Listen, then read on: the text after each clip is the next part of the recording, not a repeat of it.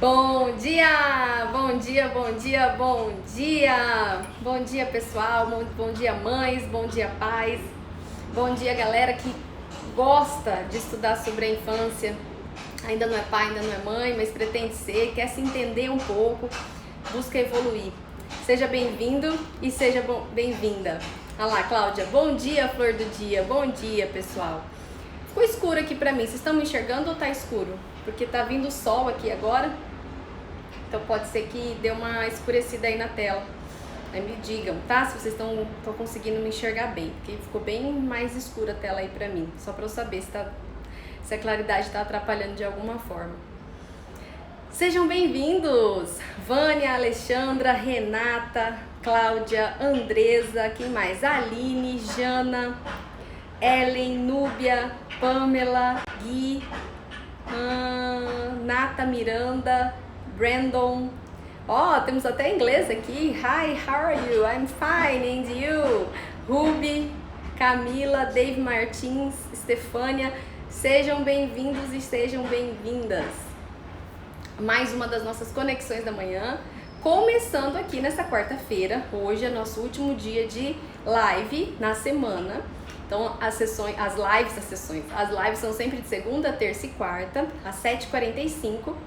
E a gente encerra hoje a semana de conexões e retorna de novo na segunda-feira. Ok? Sempre bom ter vocês aqui comigo, dispostos a evoluir, a aprender. Mães e pais que evoluem, que querem sempre descobrir mais. Hoje eu decidi fazer uma live mais diferente. Vocês sempre me fazem muitas perguntas durante as lives e nem sempre dá para responder todo mundo. E eu sei que existem algumas perguntas que não dá pra gente responder porque não é do contexto da live. Então hoje eu decidi responder perguntas. Então vamos lá, se você tem uma dúvida, se você está passando por algum conflito na sua casa, hoje, ontem, essa semana, frequentemente, já escreve aí pra mim. Tem um ícone aqui, ó, que é um pontinho de interrogação, tá vendo? Você pode clicar nesse pontinho de interrogação e escrever sua pergunta. Eu vou clicar nele e vou respondendo algumas. Vou tentar responder em 15 minutos, tá? Vamos tentar ver se rola 15 minutos de live pra gente conseguir... Eu nem parei aqui meu relógio aqui do treino, que eu tava treinando. Pra gente conseguir responder o maior número de perguntas em 15 minutos. Vamos ver se vai dar tempo, certo? E você pode também escrever aqui nos comentários e eu vou tentando ler um pouquinho dos comentários e um pouquinho aqui desse ícone de interrogação, ok? Aproveitem, é como se fosse uma consultoria hoje, ao vivo aqui pra vocês, certo? Pra ajudar de uma certa forma a tirar um pouco a angústia. Às vezes a gente não tem resposta para o que está acontecendo dentro da nossa casa, né? Eu não sei porque que meu filho age assim, eu já tentei isso, eu já tentei aquilo, nada dá certo, eu não tenho controle, eu tô ficando louca, né? Isso tá me deixando maluca. Então agora é a hora de você fazer a pergunta para que eu possa responder, claro, desde que seja uma pergunta onde eu não precise aprofundar. Se eu precisar aprofundar, aí a gente vai ter que ou chamar você ao vivo para participar aqui da live comigo, não é? Se você topar, ou então tentar conversar depois por direct, ok, pessoas e pessoas? Vamos lá? Temos pergunta já? Temos pergunta já. Então, para você que está entrando, vou explicar de novo rapidinho, porque entraram bastante gente agora. Hoje vai ser uma live de perguntas e respostas. Então, se você tem dúvidas, se você tem uma pergunta que eu não consegui responder, story, post, nas lives das Conexões da Manhã, a sua chance é hoje de escrever essa pergunta para mim e eu vou ler tanto aqui pelo ícone como pelos comentários e vou responder em 15 minutos algumas perguntas no dia de hoje, tá certo? Vamos lá que já temos perguntas aqui, ó. Deixa eu ver. Peraí, deixa eu aprender como é que mexe nisso. Peraí. Aqui, achei. Vamos lá, primeira pergunta. Meu filho agora, toda noite, dá trabalho para dormir. Ele tem 9 anos. Algo sobre a idade? Vamos lá. Depende do que é trabalho para dormir. Primeira coisa que a gente precisa entender. Crianças que dormiam bem e começam a despertar de madrugada são crianças que provavelmente estão com algum sentimento de insegurança, tá? Então, todo sono em desequilíbrio para crianças que já dormiam bem e começam a despertar provavelmente está passando por alguma insegurança. Essa insegurança pode vir de N fatores. Às vezes é uma insegurança relacionada à mãe, Então a mãe tá doente, ou a mãe tá preocupada, a mãe tá passando por problemas, a criança sente essa desproteção, né? Se sente desprotegida. A criança se sente fragilizada e ela desperta, porque a noite é a parte mais sensível e insegura mesmo de todo ser humano, né? À noite a gente está muito vulnerável. Então a criança acorda e vai procurar os pais para ela se sentir protegida e se sentir segura. Então a gente tem que ligar um alerta quando a criança começa a despertar de madrugada, e sendo que antes dormia muito bem. Se ele tá com dificuldade para pegar no sono, muito provavelmente possa ser energia acumulada. A gente está vivendo uma pandemia onde as crianças não estão indo para a escola, não estão brincando tanto como antes. Então procure gastar um pouco da energia desse garoto de 9 anos. Procure deixar que ele extravase mesmo os hormônios, porque os meninos, gente, principalmente quando completam 4 anos, eles têm muito hormônio, muito testosterona dentro do corpo. E esse testosterona numa criança, ela é utilizada através do brincar. Então ele precisa correr, ele precisa pular, ele precisa praticar esportes. Então é muito importante que a gente não permita que a criança passe tanto tempo em frente às telas, para que ela possa gastar energia, para que à noite o sono, né, seja mais tranquilo, ela adormeça mais rápido e ela tenha uma qualidade melhor de sono. Outro ponto importante é a gente cuidar da higiene do sono dessa criança. Então a gente precisa preparar o sono antes dele acontecer. 1 hora, 2 horas antes. Como? Diminuir a quantidade de telas, diminuir a quantidade de brincadeiras, de agitação, de luzes no ambiente. Tudo isso favorece a produção de melatonina para que a gente possa adormecer mais rápido. Com as crianças também é assim, certo? O que mais? Vamos ver se tem mais perguntas. Aqui.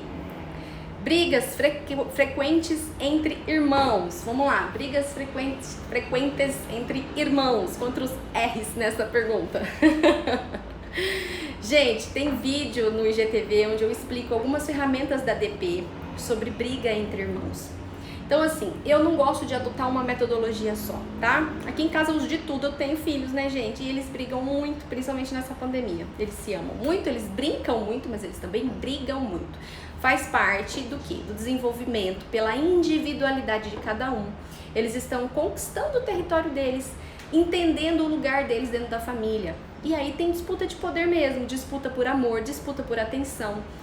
É normal, mesmo que você consiga dar tempo de qualidade para ambos, mesmo que você consiga ser mediadora da relação entre os irmãos e não juíza dessa relação, ainda assim vai ter briga. Então a gente nunca pode imaginar que dentro de uma família os irmãos nunca irão brigar. A briga faz parte para que eles aprendam a lidar com as diferenças. A gente precisa só tomar cuidado com o tipo de briga.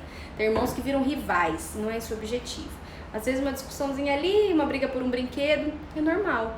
Agora, se tem uma rivalidade, se existe, né, uma raiva que a gente consegue notar aí frequente no relacionamento, aí a gente precisa avaliar outros pontos. Porque aí existe o quê? Uma diferença que os pais fazem sem perceber entre os filhos, uma preferência entre os filhos, às vezes até por afinidade. Eu tenho mais afinidade com um do que com o outro. Um me entende mais do que o outro, porque normalmente um filho puxa para o pai e o outro filho puxa para a mãe. A gente vai ter mais intimidade, mais afinidade com uma criança que o perfil dela casa com o nosso. Então tudo isso interfere no nosso relacionamento. Por mais que o amor seja o mesmo, às vezes o tratamento, a comunicação é diferente. A gente também precisa tomar cuidado com o que a gente fala. Às vezes a gente critica e rotula demais as crianças. Ao invés de dizer para elas o que elas deveriam fazer, a gente fica só se posicionando no que elas não deveriam fazer. Então assim, você deixa tudo jogado, eu falo e você não escuta. Tem que te pedir 1000 vezes a mesma coisa. Para de brigar com seu irmão, você implica com tudo. Então a gente está apontando só as falhas e apontando só os erros. E isso prejudica a autoestima. Isso fragiliza a criança, isso traz dor pro emocional dela. A gente precisa focar no que ela precisa aprender, ao invés do que ela tem que deixar de fazer. O que ela está fazendo que você desaprova é só uma comunicação para aquilo que ela não está conseguindo gerenciar dentro dela. E nós pais temos que ter uma visão diferente em relação a esse comportamento e começar a focar naquilo que ela tem que fazer. Então, filho, qual é a dificuldade em que você tem de conseguir fazer aquilo que eu te peço na hora? Você se sente às vezes sufocado, pressionado, não sente que tem liberdade para agir dentro de casa? Às vezes a gente precisa ter esses papos mais profundos com a criança, para ouvir, trabalhar a escuta ativa. Ai, Gabi, mas eu não tenho paciência, não tenho tempo, minha vida é corrida. É sempre que você vai ter que fazer isso? Não. Mas até estabelecer a conexão com a sua criança, você vai ter que investir nisso. Isso não é perda de tempo, isso é investimento. Você está investindo na educação do seu filho para que ele se sinta acolhido, pertencente dentro de casa e essas brigas possam diminuir. E como lidar com as brigas? Já trouxe aqui. A gente precisa ser mediador e não juiz da relação. Corre lá no IGTV e assiste o vídeo onde eu falo um pouco sobre isso. E eu acho que tem mais conteúdos também no feed sobre briga entre irmãos, como a gente lida com isso. Eu deixei algumas informações para vocês, ok? Vamos ver mais perguntas. Tem perguntas aqui também nos comentários, que eu tô só respondendo. E aí some os comentários pra mim. Deixa eu ver se vocês escreveram alguma coisa aqui. Senão passa batido e eu não vejo. Criança de 2 anos quer a atenção do adulto o tempo todo e não deixa conversar. Olha, essa pergunta é interessante. Primeiro, as crianças elas precisam se sentir notadas, aceitas, importantes. Então, a criança ela vai mesmo solicitar você o tempo todo. A sua validação é que define o ser humano que ela é. O que a gente precisa fazer? Direcionar esse comportamento. Uma criança de 2 anos, ela é completamente dependente da gente, tanto física quanto emocionalmente, dos pais, né? Então você tem que validar um pouco esse comportamento ao invés de rotular o tempo todo esse comportamento. Mas é importante sim você também ensinar o seu filho a se sentir útil sozinho, dando algo que ele goste de fazer. O tempo de cada criança sozinho é muito peculiar, gente. Tem crianças de perfis mais introspectivos que brincam, tá? Meia hora, 40 minutos, até 1 hora sozinha. Tem crianças de perfis mais extrovertidos, mais comunicativos, que elas precisam de gente para se sentirem úteis. Então elas não vão brincar por muito tempo sozinhas. Se você conseguir 5, 10 minutos aos 2 anos, já é um ganho extraordinário.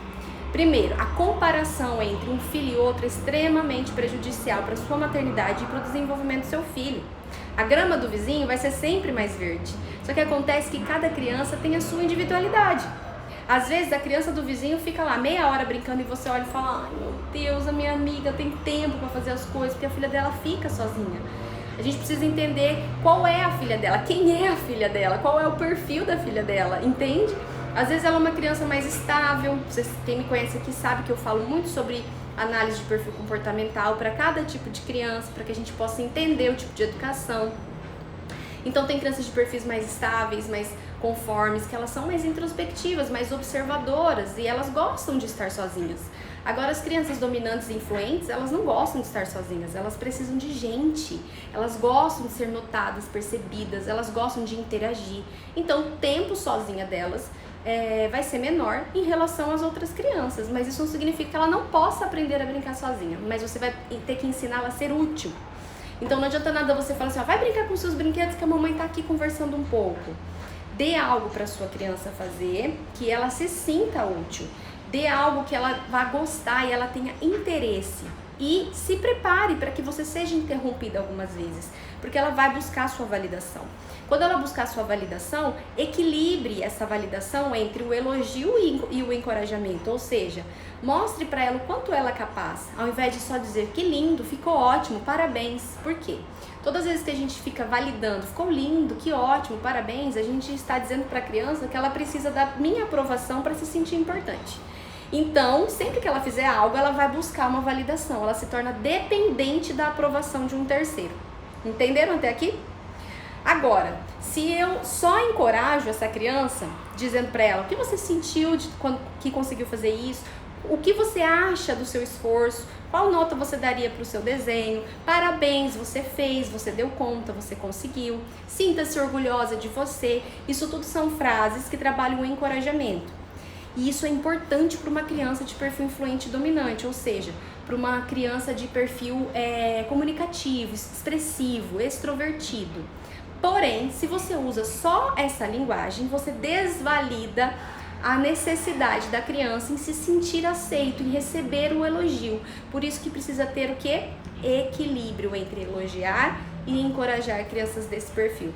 Se você conseguir atingir isso, deixando ela se sentir útil, equilibrando o elogio com o encorajamento, sua criança vai conseguir ficar mais tempo brincando sozinha. E você vai aos poucos ampliando isso de acordo com a idade, porque em cada idade existe uma capacidade neurológica. Então é importante a gente entender isso também. Até aqui, interessante? Entenderam? O meu tem 6 anos e não gosta de ficar sozinho.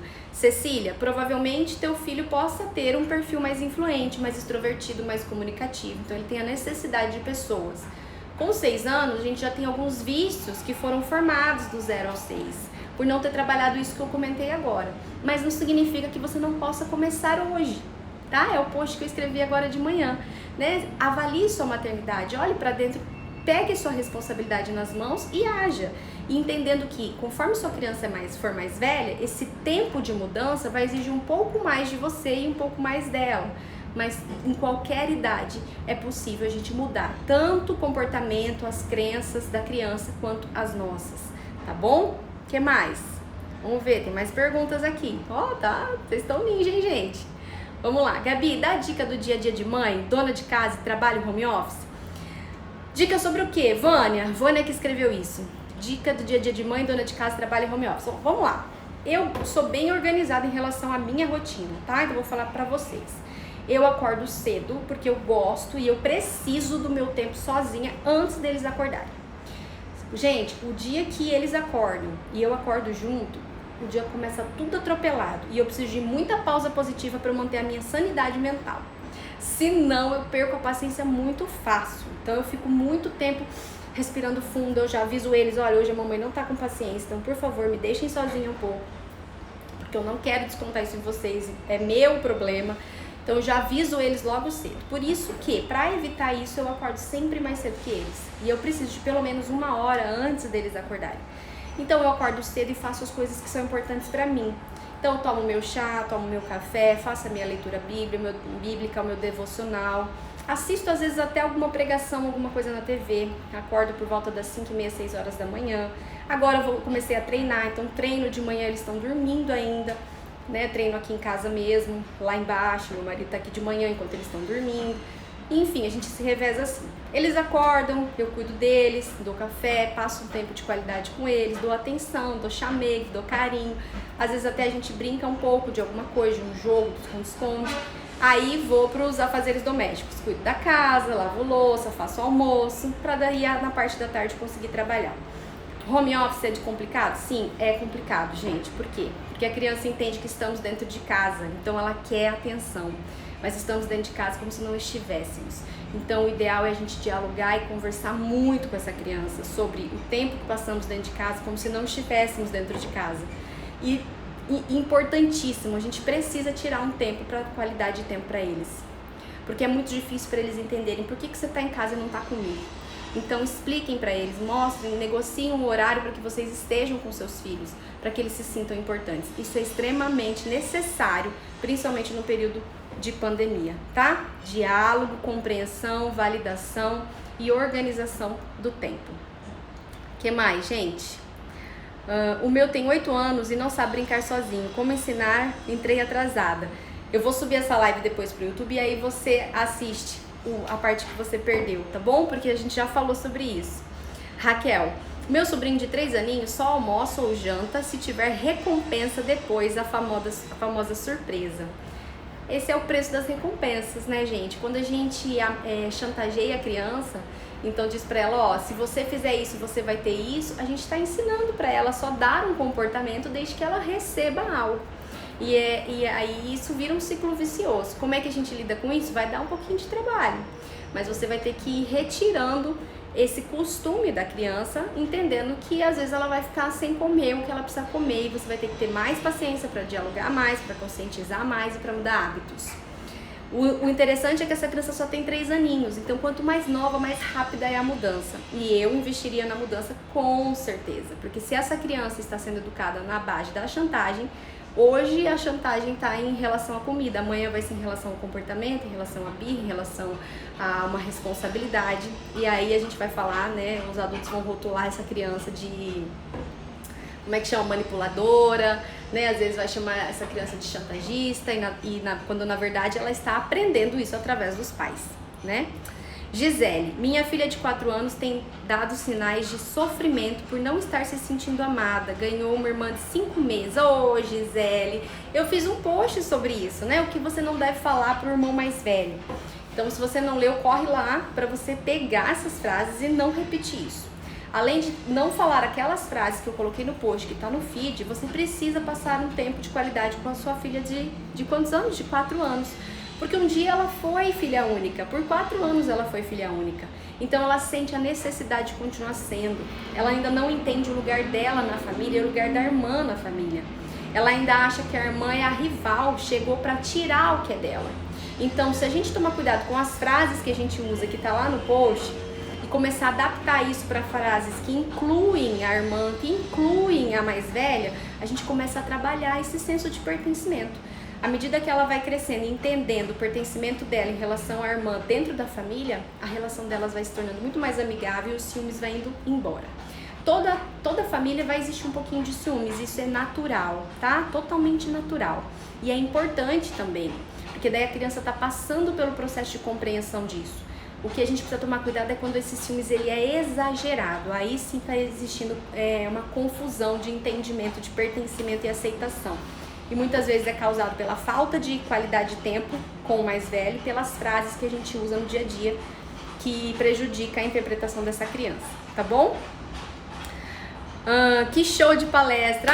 Que bom, fico feliz. Muitos assuntos importantes, né? Obrigada, Gabi, esclareceu tudo o que precisava. Vamos lá. Minha de 9 anos tem muita baixa estima, principalmente em relação à irmã de 5 anos. E eu vejo que ela sofre muito com isso. O que eu faço para poder aumentar a autoestima dela? Vamos lá. Provavelmente são crianças opostas. Uma é muito expressiva, comunicativa, a outra é mais reservada, mais quieta, mais lenta na tomada de decisão. Não conheço suas filhas, mas Cláudia, pelo que você está me dizendo, deve existir isso, tá? E se existir isso, a gente tem que diminuir, ou melhor, retirar as comparações e começar a validar comportamento. É legal a gente usar histórias como histórias onde existem equipes dentro de um campeonato, dentro de uma conquista, dentro de um objetivo. E a criança consiga perceber que cada um dentro dessa equipe exerce um papel fundamental para que o time alcance o resultado. Então você pode usar, por exemplo, histórias sobre o voleibol, sobre o futebol mesmo, para que ela entenda que o lateral, o meio de campo, o atacante, todos eles são importantes para que o time alcance o resultado, que é o gol e a ganhar. E a gente vai usando essas ilustrações e essas metáforas para validar perfis comportamentais, para que as crianças percebam o quanto elas são úteis dentro da característica de cada uma. Mas para isso eu tenho que parar de comparações, parar de criar uma expectativa em relação a um e ao outro. Vou dar um exemplo para vocês. Eu tenho 2 filhos completamente diferentes, um extremamente comunicativo, necessita de pessoas, adora uma vida agitada. O outro mais reservado, ama ficar em casa e não faz questão nenhuma de ter gente por perto para brincar.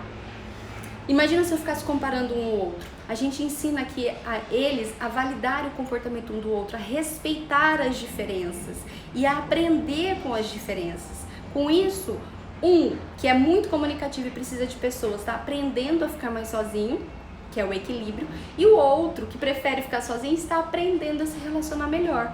E assim os dois buscam um equilíbrio olhando para o comportamento um do outro. Meu irmão tem o que eu preciso e eu tenho o que meu irmão precisa. Então é um processo que parece difícil de alcançar, mas é passinhos de tartaruga, muito diálogo, muita validação, muita reflexão e a gente alcança, certo? O que mais? Vamos ver se tem mais perguntas. Gabi, estou passando por um processo de separação. O que fazer para minimizar dores das meninas? Gente, tem uma dinâmica que eu gosto muito de ensinar os pais que me procuram quando tem separação. A dinâmica da bexiga, eu vou ensinar aqui pra vocês, tá? A criança ela é lúdica, então ela precisa aprender através de histórias. As histórias são maravilhosas para ensinar as crianças. Então eu gosto muito de ensinar a dinâmica dos balões. O que eu faço? Pego 3 balões, bexigas, e desenho uma carinha a mamãe, a outra bexiga é o papai e a outra bexiga é a criança. E aí eu faço o seguinte, um arame, eu amarro a bexiga, a criança, né, aqui, o balão da criança aqui, pai e mãe, certo? E aí eu uno a criança com os pais com um arame, entende? A criança com os pais com arame. E os pais um ao outro com uma corda, um fio, um barbante. O que acontece? Quando a criança, então vamos imaginar assim, aqui é a criança, pai e mãe. A criança está amarrada aqui com arame, certo? Ligada à mãe e ligada ao pai. E a mãe e o pai estão ligados por um barbante. E aí você vai contar, filha, então esse aqui representa você, esse aqui representa a mamãe, esse aqui representa o papai. E aí você vai pegar uma tesoura e vai falar assim pra ela, deixa eu te explicar uma coisa. O marido e mulher, às vezes, eles percebem que continuar juntos, morando na mesma casa, convivendo como marido e mulher, não é a melhor opção. Porque tem muita briga e vai explicar pra ele o que tá acontecendo, certo? E vai dar pra ela. E aí, o que acontece? Quando esse casal entende que não dá mais pra permanecer juntos, pede pra ela cortar o cordão. Ela corta esse cordão e o cordão separa, certo? Então eles decidem se separar e você corta e ela vai perceber que os balões não estão mais ligados. Mas essa ligação do pai e da mãe com o filho, não importa o que aconteça, nunca vai ser destruída. E pede para ela tentar cortar o arame. Quando ela tenta cortar o arame, ela vê que ela não consegue. Então você explica para a criança que os pais sempre estarão ligados à criança e que nada consegue romper isso. O que rompe é o relacionamento entre pai e mãe como casados, mas eles sempre estarão juntos através da criança. Conseguiram entender? Quando a gente explica dessa forma lúdica, a criança entende que ela não perderá o amor do pai e ela não perderá o amor da mãe. E isso faz com que ela se sinta mais protegida em relação ao amor. E você consegue explicar que não tem como ir embora. O pai e a mãe estão separados, mas eles nunca vão ficar muito distantes um do outro. Porque tem o elo, tem essa ligação através do arame que nada rompe e que essa ligação vem através do filho. Então, vale muito a pena vocês explicarem isso quando estiverem passando por processos de separação, que a criança consegue entender muito melhor. Gostaram da dica? O que mais? Vamos ver. Tem pergunta, hein, gente? São afiados. Gabi, meu filho de 2 anos e 9 meses, ele acorda às 2 da manhã e não quer ficar mais na cama dele. Jana, avalie, eu falei no comecinho da live, avalie o que você tem passado, tá? Qual é o seu sentimento como mãe por esses dias? Porque muito provavelmente essa criança está sentindo uma insegurança que venha de você, uma sobrecarga, você está exausta, cansada ou nervosa com algum problema, passando por uma dificuldade, um medo da pandemia, alguma insegurança que você esteja sentindo, alguma sobrecarga que você esteja sentindo, está passando para sua criança e ela sente essa insegurança e à noite ela vai despertar solicitando você. Por quê? Porque ela tem medo, a hora que ela acorda, essa insegurança domina ela não consegue lidar com aquilo sozinha, ela precisa da base de segurança que é a mãe. Acolha teu filho durante a noite, abrace ele, leve ele pra cama de volta, fique com ele, diga que tá tudo bem, que aqui vocês estão seguros, mas cuide dessa outra parte para que ele pare de despertar de madrugada, ok? O que mais, gente? Sensacional essa explicação, uau, que dinâmica top, que bom, muito obrigada, esclarecedor, que bom que vocês gostaram, fico feliz. E gente, falei que ia fazer em 15 minutos, fiz em mais, deu mais tempo, respondi o maior número de perguntas que eu podia fazer sobre isso, então muito obrigada pela participação de vocês, espero do fundo do meu coração que essas respostas tenham atingido o coração de vocês e que traga mudanças e principalmente conexões, que esse é o objetivo das nossas manhãs de conexões, que é para vocês se conectarem ainda mais com as crianças, tá certo? E é isso, um beijo grande, ótima semana, ótimo restinho de semana para vocês, ótimo final de semana e ainda continue aí com os assuntos nos posts e nos stories, me acompanhem, tá bom, gente? Beijo, fui!